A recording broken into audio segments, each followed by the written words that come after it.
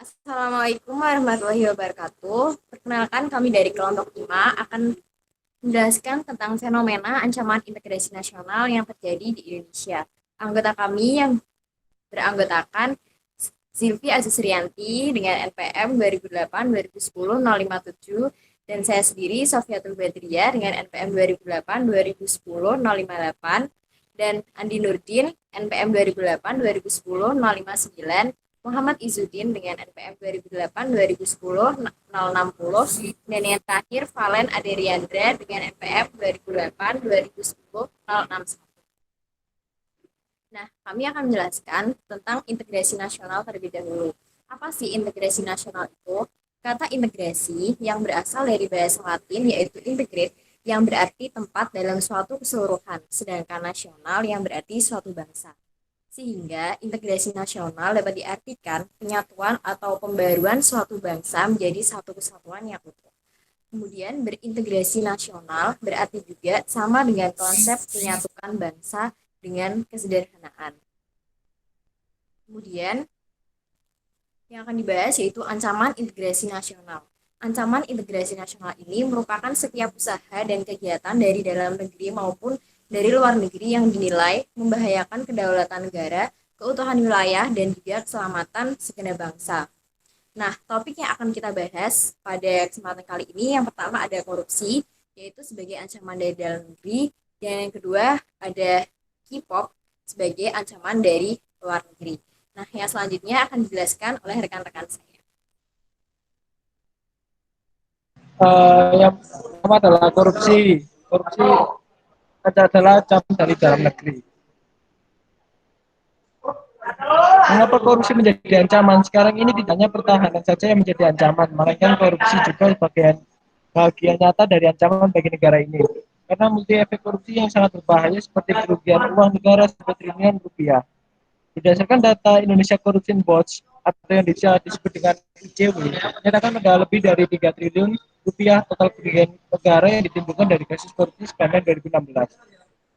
Selain kerugian yang ditimbul, adanya korupsi juga melahirkan budaya baru yang melahirkan generasi cacat moral dan minus integritas. Faktor penyebab korupsi, menurut Robert Kiyosaki, ialah korupsi terjadi karena adanya faktor kekuasaan dan monopoli yang tidak dibarengi dengan akuntabilitas. Dan yang kedua adalah teori Manson Samsor Robert Merton.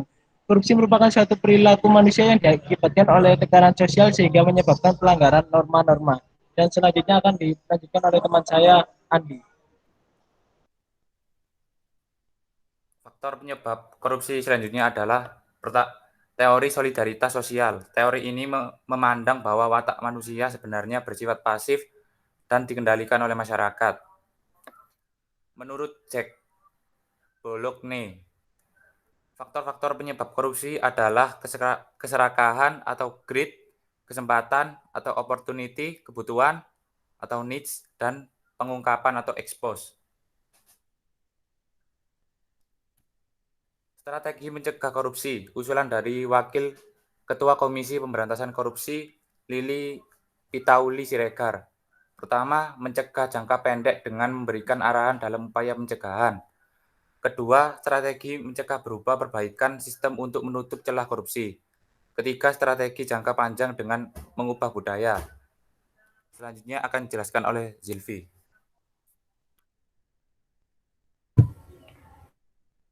Selanjutnya, ancaman yang kedua yaitu ancaman dari luar negeri, K-pop. Mengapa K-pop menjadi ancaman? Budaya Korean pop atau K-pop akhir-akhir ini menjadi primadona kaum muda Indonesia, bahkan dunia. Dampak negatif dari budaya ini bagi kaum muda adalah mereka cenderung bertingkah laku atau mengubah penampilannya seutuhnya seperti artis K-pop favorit mereka. Bahkan, cara berbahasa dan gaya hidupnya dipengaruhi budaya ini. Mereka lupa dengan budaya aslinya, yaitu budaya Indonesia. Pengaruh masuknya budaya Korea berjalan dengan pelan-pelan, mulai dari musik yang telah masuk dan mendominasi tangga lagu dunia yang memiliki viewer di YouTube sudah mencapai 1,9 miliar lebih, yang banyak digandrungi anak muda di Indonesia. Lalu ke pariwisatanya dan kulinernya. Sekarang banyak rumah makan berbau Korea yang menjamur di beberapa kota besar di Indonesia.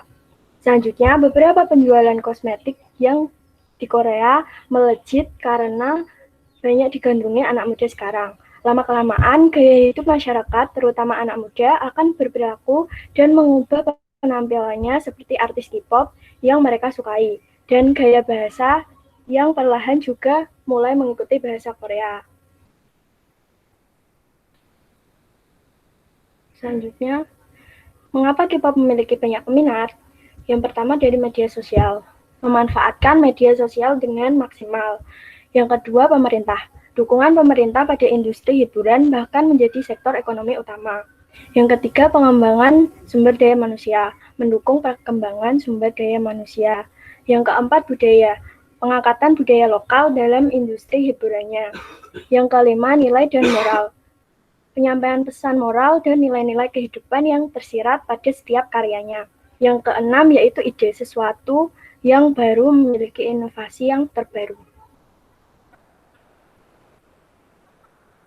Selanjutnya akan dijelaskan oleh selanjutnya adalah strategi mencegah pengikisan budaya Indonesia. Yang pertama adalah inovasi baru, terbentuknya ide dan gagasan baru dalam pelestarian dan pengembangan. Yang kedua adalah pengangkatan potensi, ribuan budaya Indonesia yang beragam dapat menjadi daya tarik yang besar. Yang ketiga, konsistensi. Konsistensi untuk tetap mencintai budaya dan kultur tanah air menjadi kunci utama. Yang keempat, dukungan semua elemen. Peran berbagai lapisan masyarakat sangat diperlukan. Kebudayaan tidak dapat, ini adalah quotes dari Muhammad Hatta ya. Kebudayaan tidak dapat dipertahankan saja. Kita harus berusaha merubah dan memajukan. Oleh karena kebudayaan sebagai kultur, sebagai barang yang tumbuh, dapat hilang dan bisa maju. Lalu ada quotes dari Susilo Bambang Yudhoyono. Kebudayaan itu memancarkan keindahan. Dengan menjaga kebudayaan, Indonesia akan lebih harmonis dan seimbang. Oke, sekian presentasi dari kelompok kami. Kurang lebihnya mohon dimaafkan. Wassalamualaikum warahmatullahi wabarakatuh.